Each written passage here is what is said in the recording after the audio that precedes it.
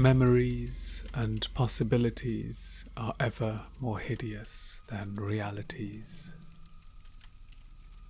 The next night devils danced on the roofs of Arkham, and unnatural madness howled in the wind. The essence of Herbert West's existence was a quest amid black and forbidden realms of the unknown, in which he hoped to uncover the secret of life and restore to perpetual animation the graveyard's cold clay.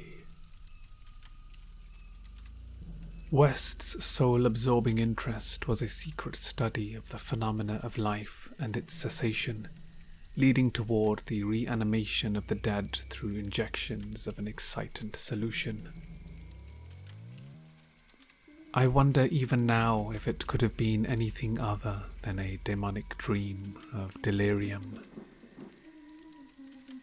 West, in reality, was more afraid than I, for his abominable pursuits entailed a life of furtiveness and dread of every shadow.